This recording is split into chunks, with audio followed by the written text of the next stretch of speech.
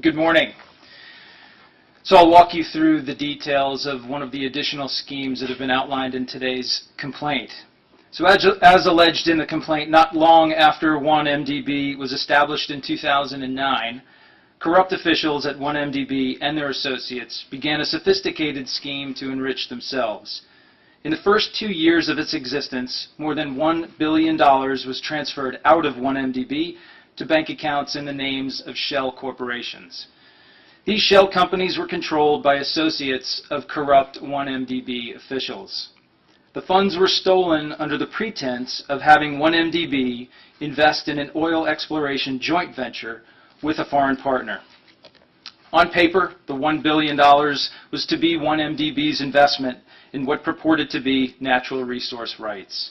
But this wasn't a legitimate investment for 1MDB or for the Malaysian people. Instead, the funds transferred to the shell companies were used for the personal enrichment of the corrupt officials and their associates. They used the money to pay gambling debts at Las Vegas casinos. They rented luxury yachts. They hired an interior decorator in London. They spent millions on property, some of which is subject to seizure and forfeiture based on the complaint filed today. Among the purchases was a Bombardier jet for the purchase price of about $35 million. So why does this matter so much to us? Certainly there's a lot going on in the world right now. Terrorist attacks, violent crimes, serious threats to American citizens and people around the world. Why does a corruption case halfway around the world matter so much to us here today? Well, I'll tell you for a few reasons. First, because some of the profits of these schemes were invested in the United States. And when corrupt officials bring their ill-gotten gains to the United States, they also bring with them their corrupt practices and disregard for the rule of law. And that presents a threat to our economy. It impacts trade and investment. It fuels the growth of criminal enterprises and undermines our fair democratic processes. Second, because the stable, healthy democracies around the world are the cornerstone of global security. The more we can do to help our international partners establish and maintain stable governments accountable to the rule of law, the more we do to ensure U.S. national security. And finally, we do it because the FBI and the Department of Justice and our colleagues in federal law enforcement are uniquely positioned to provide this sort of assistance. The Malaysian people were defrauded on an enormous scale. It's schemes whose tentacles reached around the world. This case is beyond any single agency's ability to effectively investigate. We have investigators and prosecutors with deep experience working matters like this, so our involvement is a natural fit. Last year, we established 3 dedicated international corruption squads based in New York, Los Angeles, and here in Washington. These squads include agents, analysts, and accountants who are experts in complex financial schemes. These specialized teams are showing real results. This is the largest kleptocracy seizure in U.S. history. We hope this investigation will send a message to corrupt officials around the world that no person, no company, no organization is too big, too powerful, or too prominent. No one is above or beyond the law. So at this point, I'd like to thank a few of our partners. First, I'd like to thank our FBI legal attaché offices. These teams are stationed overseas to coordinate global investigations like this. And part of their job is to build strong partnerships so that we can work closely, quickly, and efficiently with our international partners on criminal and terrorist threats. I'd also like to thank our partners with the IRS, with the Los Angeles U.S. Attorney's Office, the Criminal Division here at the Department of Justice, and of course our agents and analysts in the FBI's New York and Los Angeles field offices. This case is ongoing. Corruption, unfortunately, will never be eradicated because, quite frankly, greed never goes away. But we are committed to working with our partners here at home and around the world to do what we can to stop it, to ensure the legitimacy of public officials, and to create a level playing field for all. Now I'd like to introduce Chief Richard Weber of the IRS Criminal Investigation Division. Thank you, Deputy Director. Good morning, everybody. On behalf of IRS Criminal Investigation, I'm proud to stand here with the Attorney General to announce the seizure of several real properties and assets in connection with the investigation. One MDB was originally established to drive strategic initiatives for long-term economic development of Malaysia. Instead, it is alleged that money was siphoned from this fund for personal investment, not for the good of the Malaysian people, and not for the achievement of their goals. The case is another example of IRS-CI's unique ability to follow the money through complex money laundering schemes and a web of opaque transactions and fraudulent shell corporations.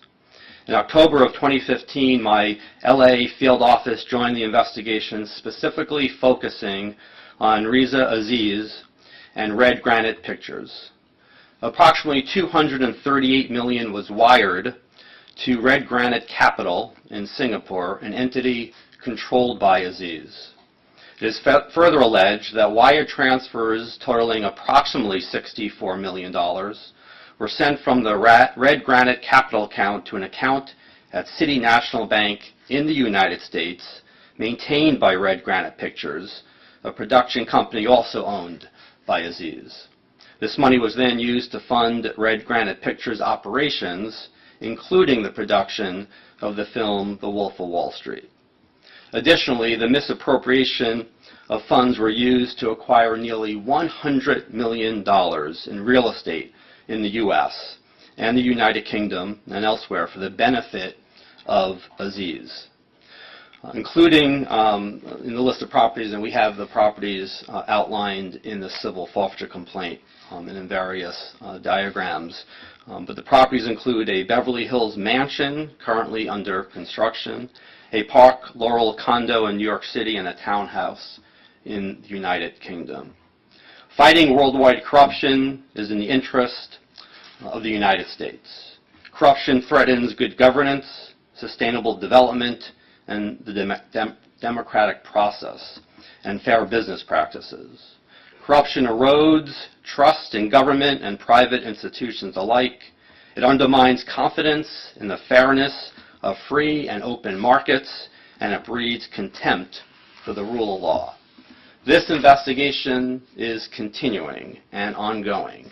And let me emphasize that we will not allow the massive, brazen, and blatant diversion of billions of dollars from one MDB and the alleged laundering of those funds through U.S. financial institutions to continue.